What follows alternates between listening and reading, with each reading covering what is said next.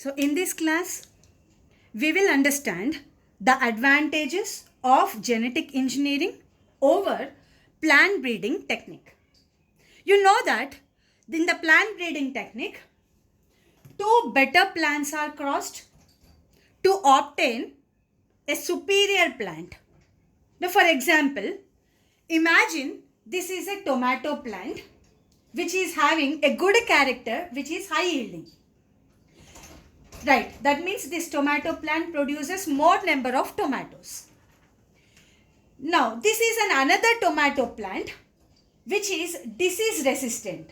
So that means what? This tomato plant is resistant, having resistant power against various kinds of diseases. Now, this tomato plant, along with this good character, imagine it is also having a bad character. Now, what is that bad character is? It cannot able to absorb nutrients. Now, this is the situation.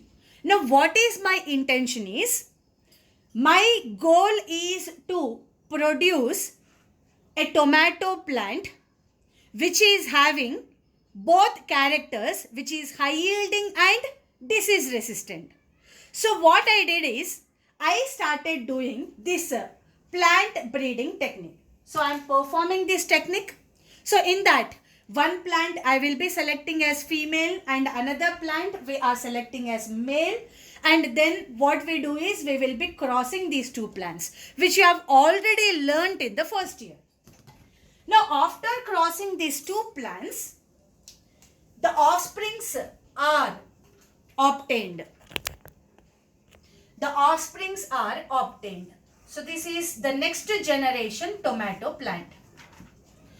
Now, this next generation tomato plant or the offspring is having both good characters, high yielding, which it got from the maternal parent, mother parent, high yielding character, and along with that it also got one good character from the paternal plant, father plant, which is what? Disease resistant.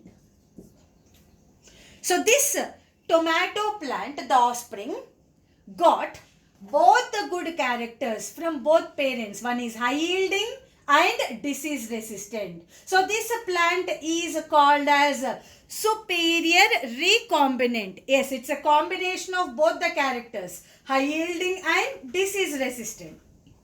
So that is why this is superior, great, than both of its parents. Superior recombinant, or we can also call it as hybrid vigor.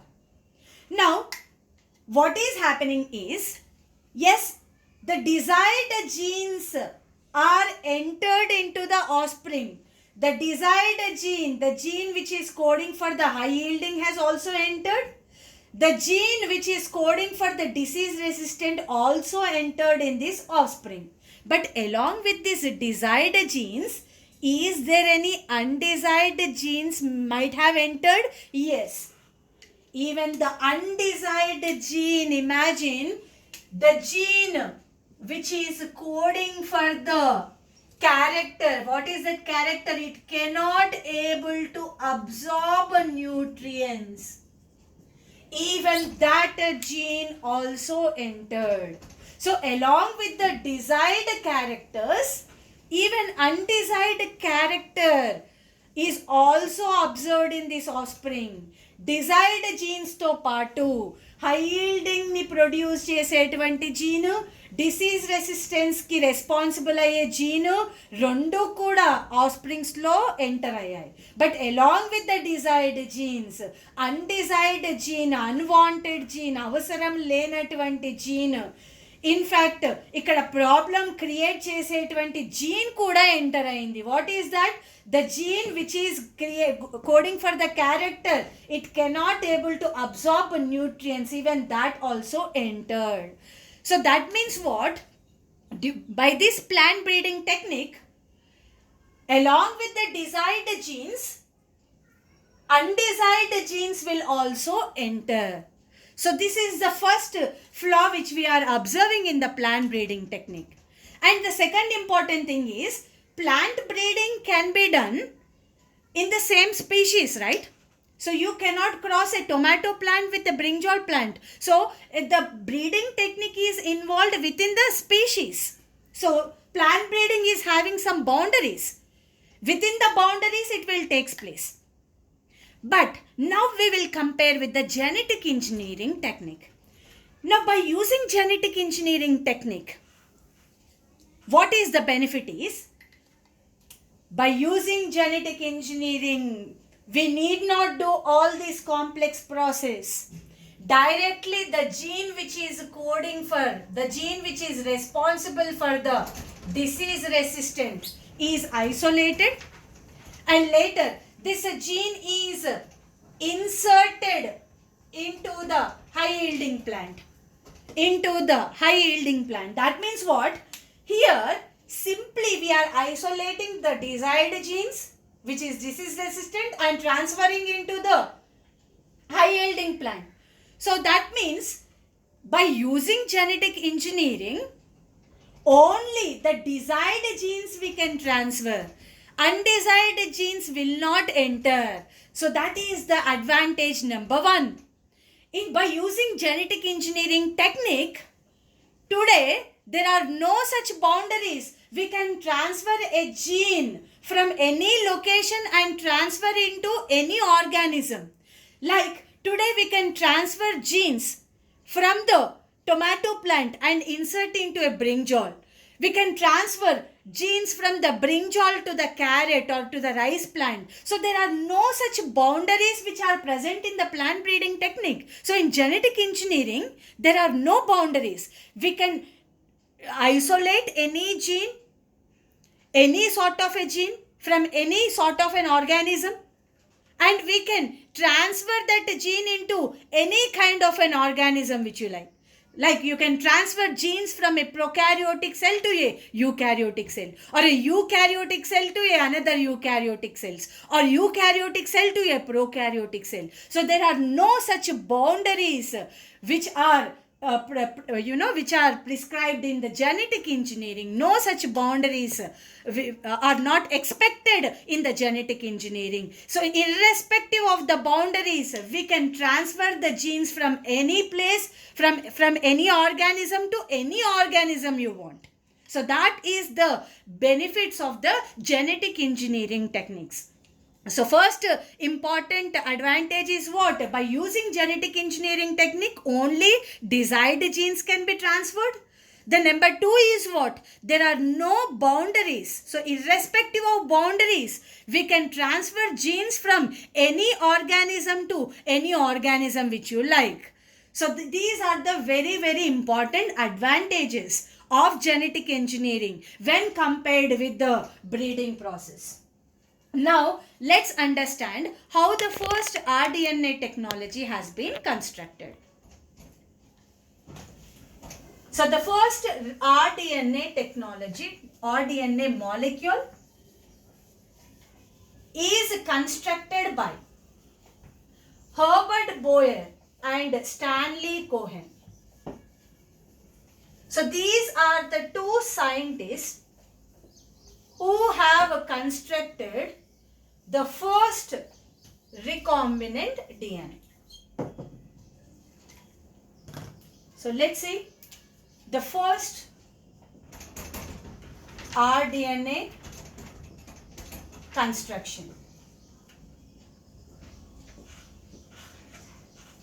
So in the year 1972, Herbert Boyer and Stanley Cohen, they have constructed recombinant DNA molecule. So how they have done that procedure, we will understand it now. So what they did is, they have taken a gene. So they have isolated a gene. So this is a gene which is having tetracycline resistance property. That means what? This gene after undergoing gene expression, it produces a protein. So this gene, after undergoing gene expression, it produces a protein. Now this protein has the capacity to detoxify tetracycline antibiotic. So ఈ gene అనేది tetracycline resistance gene. ఈ gene అట ప్రోటీన్ని produce చేస్తుంది gene expression తర్వాత. ఈ protein ఎలాంటి function ఉంది? ఈ ప్రోటీన్ టెట్రాసైక్లిన్ అనే యాంటీబయాటిక్ని డీటాక్సిఫై చేయగల కెపాసిటీ ఉంది ప్రోటీన్ని. అందుకనే ఇలాంటి జీన్ని టెట్రాసైక్లిన్ రెసిస్టెన్స్ జీన్ అంటాం. అంటే ఈ జీన్ ఎక్స్ప్రెషన్ అయిన తర్వాత ప్రొడ్యూస్ చేసే ప్రోటీన్కి టెట్రాసైక్లిన్ని డీటాక్సిఫై చేసే ఫంక్షన్ ఉంది కాబట్టి. So right, so this is a gene, tetracycline resistance gene, so antibiotic resistance gene. Now what they are doing is they are transferring this gene, attaching this gene to a plasmid. Now let's see how is that process. So this is a bacteria. Now this bacteria is Salmonella typhimurium. The name of the bacteria is Salmonella typhimurium. Now this bacteria, it has the main chromosome. But along with the main chromosome, it has small circular DNAs floating in the cytoplasm. These are known as plasmids, which we have learnt in the first year.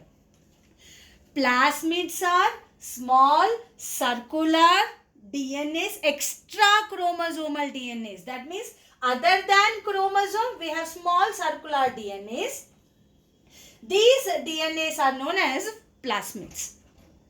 Now, this plasmid has ORI gene. This plasmid has ORI gene. Now, what is ORI gene?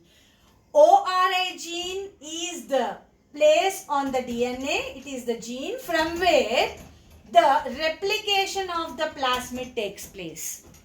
So plasmid lo ORI gene unnadi. ఈ place నుంచే replication, plasmid యొక్క replication start అవుతుంది. So that we have learned in the first year, molecular biology, in the second year, which we have learnt about ORI. Right. So this is a plasmid which is having the ORI gene, or origin of replication. From that area, the replication will begin.